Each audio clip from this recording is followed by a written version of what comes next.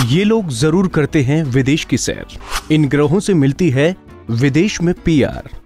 कुंडली में ग्रहों की स्थिति बनाती है विदेश यात्रा का योग। जाने आपकी कुंडली में विदेश जाने का योग है या नहीं। अगर आप भी विदेश जाने के इच्छुक हैं या फिर विदेश में पीआर के लिए ट्राई कर रहे हैं तो आपको बता दें, विदेश जाने के पीछे हमारा कुंडली के ग्रह काम करते हैं। अक्सर देखा जाता है लाख कोशिश करने के बाद भी हमारा वीजा नहीं लगता और वहीं कई लोगों के एक बार ट्राई करने से ही सारा काम बन जाता है। तो ऐसे में अगर आप भी फॉरेन में सेटल होना चाहते हैं तो दोस्तों हमारी ये वीडियो अंत तक जरूर देखें, क्योंकि हमारे एस्ट्रोलॉजर गुरमीत वेदी आपको बताएंगे विदेश जाने के योग का कैसे पता लगाया जा सकता है। तो आइए जानते हैं। कुंडली टीवी के सभी दर्शकों को मेरा यानी गुरमीत वेदी का नमस्कार।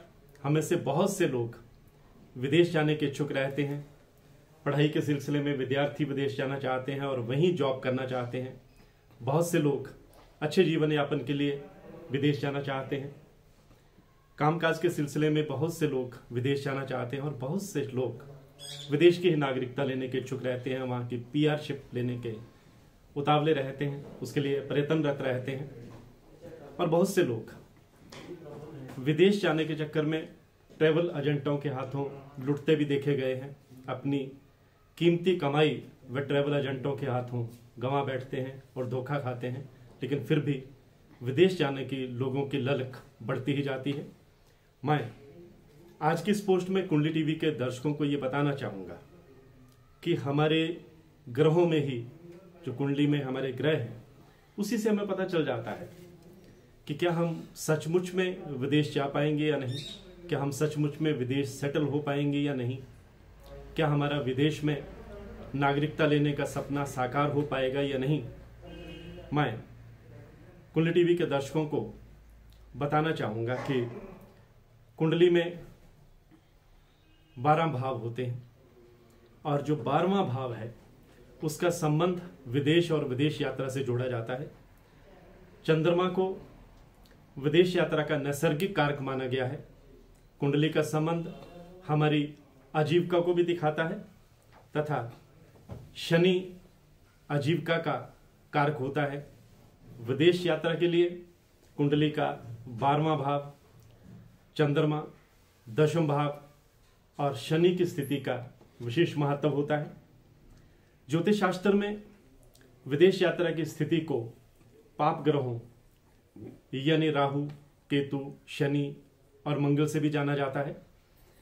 ज्योतिष के विद्वानों का यह मानना है कि कुंडली में चौथा और 12वां घर या उनके स्वामियों का संबंध उस घर में स्थित स्वामी से विदेश में स्थायी रूप से रहने का बड़ा योग बनाता है। इस योग के साथ चतुर्थ भाव जो कुंडली का है, जिसे माता और सुख संपत्ति स्थान भी कहा जाता है, वहां पर पाप ग्रहों का प्रभाव होना आवश्यक है। यानी उस घर में अगर कोई पाप ग्रह स्थित है या उसकी दृष्टि, किसी पाप ग्रह की दृष्टि उस भाव पर पड़ रही है तो भी विदेश यात्रा का योग बनता है। यही नहीं, सप्तम और 12वें भाव या उनके स्वामियों का परस्पर संबंध जो है वो जातक को, व्यक्ति को विवाह के बाद विदेश लेकर के ही जाता है। ये योग कुंडली में हो तो व्यक्ति विदेश में शादी करके या किसी विदेशी मूल की लड़की के साथ शादी करके विदेश में सेटल होने और वीजा पाने में कामयाब रहते हैं। इसी तरह कुंडली का 5वां भाव और 12वें भाव के साथ उनके स्वामियों का संबंध शिक्षा के क्षेत्र में विदेश जाने का योग बनाता है, क्योंकि 5वां भाव शिक्षा का भाव है। इस योग में विद्यार्थी पढ़ाई के सिलसिले में, उच्च शिक्षा के सिलसिले में विदेश जाता है। इसी तरह कुंडली का 10वां भाव और 12वां भाव और उनके स्वामियों का संबंध जो है वो व्यक्ति को विदेश में व्यापार या नौकरी के अवसर देता है, क्योंकि जो 10वां भाव है वो पिता और राजदरबार स्थान भी है। इसी तरह चतुर्थ भाव और 9वां भाव का संबंध जो है वो जातक को पिता के व्यापार के कारण या पिता के धन की सहायता से विदेश ले जाने में कामयाब रहता है। मैं कुंडली टीवी के दर्शकों को ये भी बता दूं कि कुंडली का जो 9वां भाव है, जिसे हम भाग्य स्थान भी कहते हैं, और 12वें भाव का संबंध व्यक्ति को व्यापार या धार्मिक यात्रा के लिए विदेश ले जाता है। इस योग में जातक का पिता भी व्यापार या धार्मिक आध्यात्मिक आयोजनों से संबंध रखता है। कुंडली टीवी के दर्शकों को मैं ये भी बताना चाहूँगा कि अगर लग्नेश सप्तम भाव में हो तो भी विदेश जाकर विद्यार्थी पढ़ाई करता है और विदेश में सेटल होता है। इसी तरह राहु और चंद्रमा का योग चाहे कुंडली के 12 भावों में से किसी भी भाव में हो, वह व्यक्ति को अपनी जन्मभूमि से दूर, जन्मस्थल से दूर 7 समंदर पार ले जाता है। इन सब योगों के साथ साथ कुंडली में अच्छी दशा होना बहुत जरूरी है, अन्यथा ही ऐसे योग बनते रहते हैं लेकिन फलीभूत नहीं होते, या फिर व्यक्ति को विदेश तो पहुंच जाता है लेकिन वहां की पीआरशिप लेने में कामयाब नहीं हो पाता। कई बार उसे अपमान का सामना करना भी पड़ता है, कई बार हानि का सामना करना भी पड़ता है। मैं कुंडली टीवी के दर्शकों को यह भी बता दूं कि कुंडली में चौथा और 12वें घर में उनके स्वामियों का जो संबंध है, उस घर में स्थित राशि के स्वामी से विदेश में स्थायी रूप से रहने का बड़ा योग बनाता है।